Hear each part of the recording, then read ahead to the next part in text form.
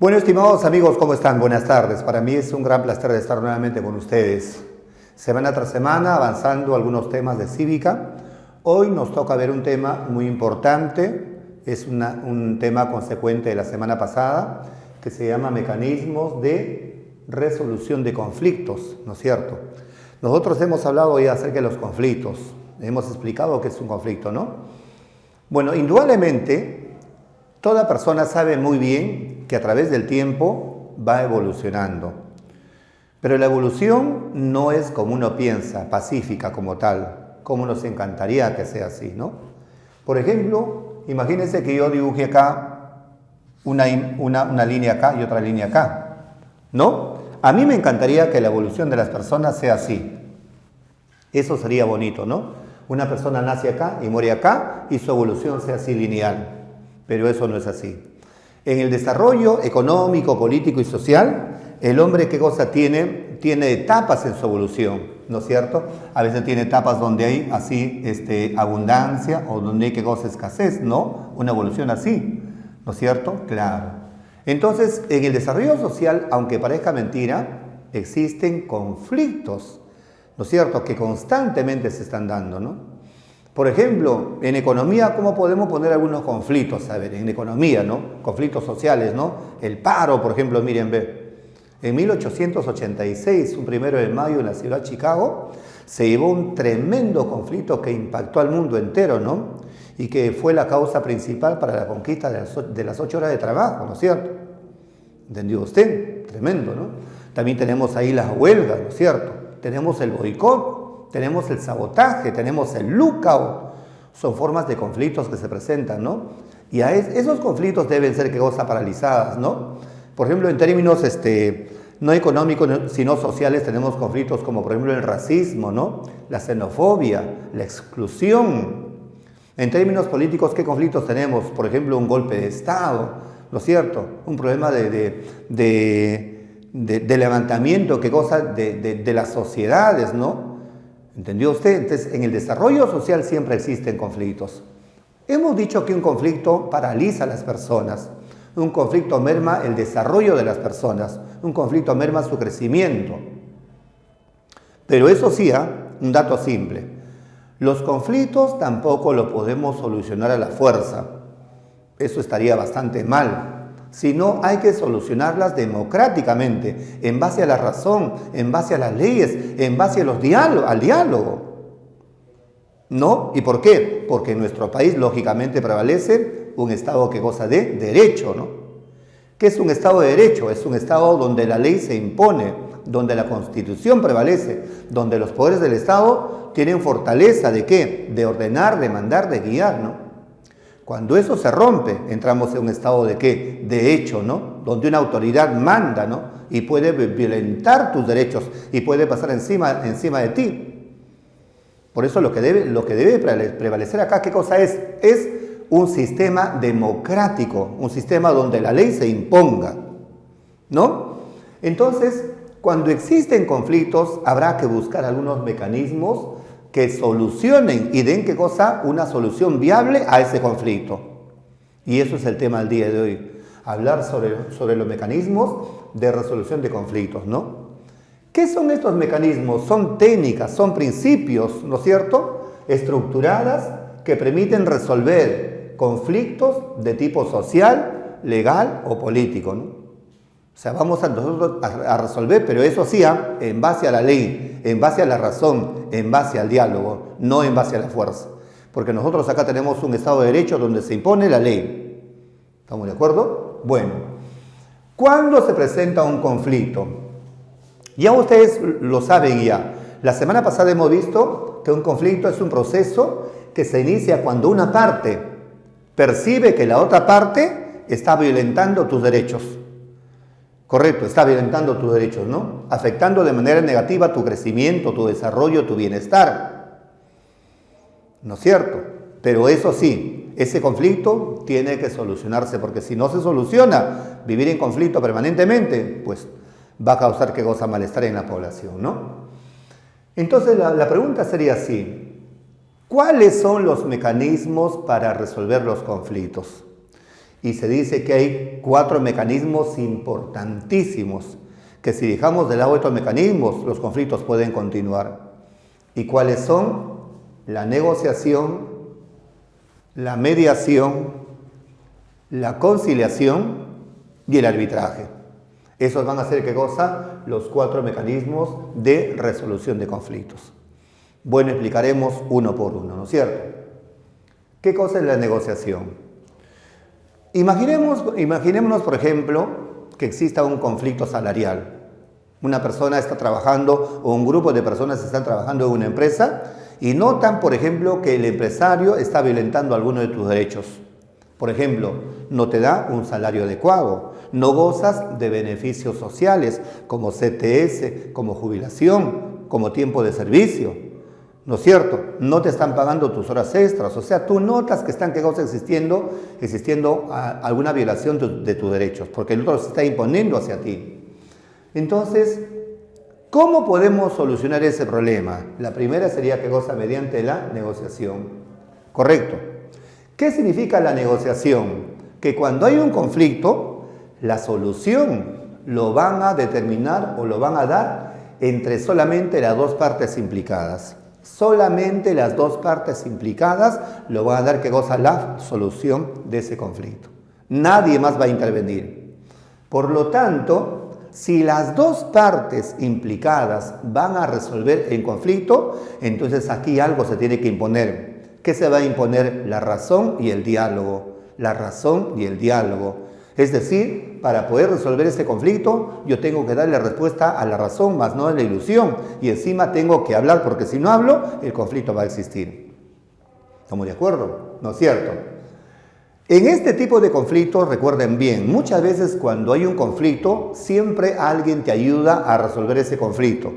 Pero en este tipo de conflicto, cuando decimos negociación, no va a intervenir ningún tercero para ayudar a solucionar el conflicto. Por eso te estoy diciendo que solamente lo van a resolver las partes, ambas partes. En este caso, si es una empresa, lo resuelve el trabajador con el empleador. Los 2 lo van a resolver. ¿No es cierto? ¿Cómo? Dialogando. ¿Y qué se impone? Se va a imponer, ¿qué cosa? La razón. Para eso, primero se tiene que hablar. Un conflicto no se puede solucionar a la fuerza, porque más conflictos genera. Ojalá me entiendas esto. La Organización de las Naciones Unidas se forma para buscar paz a nivel mundial. Paz a nivel mundial. Entonces me pregunta un alumno, profesor, ¿y si hay guerra entre países, cómo soluciona la ONU ese problema? ¿Se compra armas? No. Es que si la ONU busca paz a nivel mundial, no puede resolver o buscar paz con armas. ¿Y en base a qué lo resuelve? En base al diálogo. Ese principio se aplica acá también, en la negociación. El diálogo se impone, ¿no es cierto? Entonces no interviene ningún tercero, ¿no es cierto? Muy bien. Cuando ambos van a buscar solución a ese conflicto, para que el conflicto termine, dice que ambos tienen que salir beneficiados. Correcto. Si en una resolución de conflictos el empleador sale beneficiado y yo salgo perdiendo, el conflicto va a existir. Y si en esa resolución de conflictos yo salgo ganando y el empleador sale perdiendo, entonces el conflicto va a continuar. ¿Correcto? Y hasta él me puede echar de trabajo también a mí. ¿No es cierto? Y encima yo me voy a quejar y voy a reclamar y todo esto y el conflicto continúa. Por eso dice que en la negociación ambos tienen que salir forzosamente beneficiados. Por eso que el diálogo es importante para que los 2 solucionen este conflicto, ¿no? Cuando nosotros queremos solucionar un conflicto, hemos dicho en el concepto algo simple. ¿Cuál? Se dice que hay un conflicto cuando una parte percibe que la otra está efectuando tus derechos de manera significativa. O sea, miren, hay un conflicto porque uno de ellos está violentando el derecho del otro. Si no, ¿cómo va a haber conflicto? Pues, ¿captaste? Entonces, si uno está violentando el derecho del otro, para que no exista conflicto, ese otro tiene que ceder. Tiene que ceder forzosamente y no seguir violentando sus derechos. Por eso dice que en la negociación, forzosamente, amiguitos lindos, uno de ellos tiene que ceder. ¿Correcto? Y al final, ambos, ¿qué cosa? Cubren o encuentran sus expectativas. Lo que están esperando lo han encontrado. Los 2 se dan la mano y se van contentos. Pero recuerden bien, en esta negociación Solamente el conflicto lo resuelven ambas personas. Nadie se mete, no hay un tercero que se pueda meter, ¿no? ¿Cómo sería un conflicto en base al sentimiento o al amor? Por ejemplo, Carlos termina con María. Los dos se aman, los dos se quieren, pero terminaron. Y los dos en su casa están llorando. Están llorando, quieren volver, pero nadie se quiere hablar. ¿Qué hacemos para volver, no? Los dos están tristes. Al día siguiente se van a la academia, pero no se miran. Están en el mismo salón, pero no se miran, ¿no? Entonces, uno mentalmente está diciendo así, ¿qué hago para que ella vuelva conmigo? Y la chica dice, ¿qué hago para que él vuelva conmigo? ¿Captaste? Si queremos resolver ese problema, uno de ellos tiene que ceder. Pero ¿quién va a ceder? El causante del problema. ¿Captaste? ¿Y qué va a hacer? Seguramente pedir perdón o disculpas. ¿Correcto? Y si lo hace, ¿qué está haciendo? Negociando.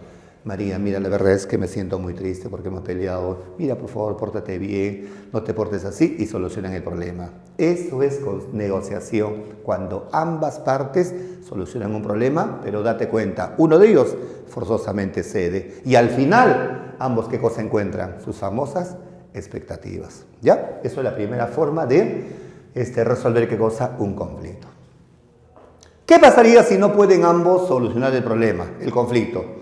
Aparece la famosa mediación.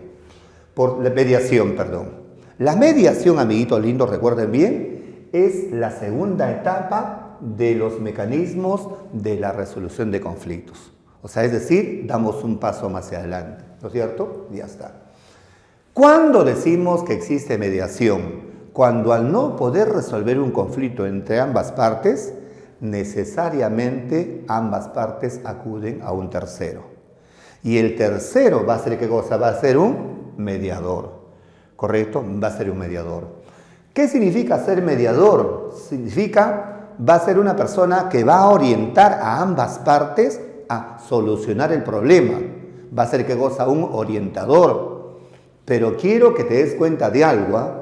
¿Qué estoy diciendo? Que el mediador orienta, el mediador conduce, el mediador te guía, pero el mediador no va a resolver ningún problema, no la va a resolver, solamente te va a orientar nomás.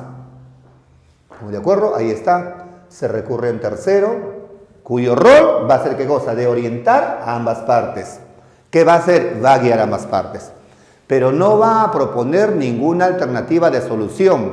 Te da algunas ideas, te da algunos principios, te da algunos alcances, pero los que van a solucionar el problema son ambas partes. ¿Yo qué hago? Te oriento. Mira, esto me parece lo más correcto. Si ustedes quieren, aceptan o no. ¿Captaste? Por eso, ¿qué cosa? Su rol va a ser, ¿qué cosa? Orientador, ¿no? Por si acaso, este mediador no va a proveer de ninguna, ¿qué cosa? Fórmula de solución. No va a dar ninguna solución. Te puede dar una alternativa, pero la solución lo ponen, ¿qué cosa? Ambos, ¿no es cierto? Pero lo que va a hacer es una cosa, facilitar el diálogo entre ambas partes. Facilitar el diálogo entre ambas partes. ¿Ya estamos? Aquí, hace 5 años atrás, estaban por ganar en las elecciones Keiko Fujimori y Kuczynski. Pero digo la verdad, si usted se acuerda, los dos en plena campaña se sacaban los ojos. Se sacaban los ojos en plena campaña. ¿Y qué se decían? Y hasta daba vergüenza. Tu papá es un tremendo ratero, es un ladrón, por eso que está preso. Y usted como hija debe ser así también. Usted es un vendepatria, usted ha vendido nuestro país, y se insultaban.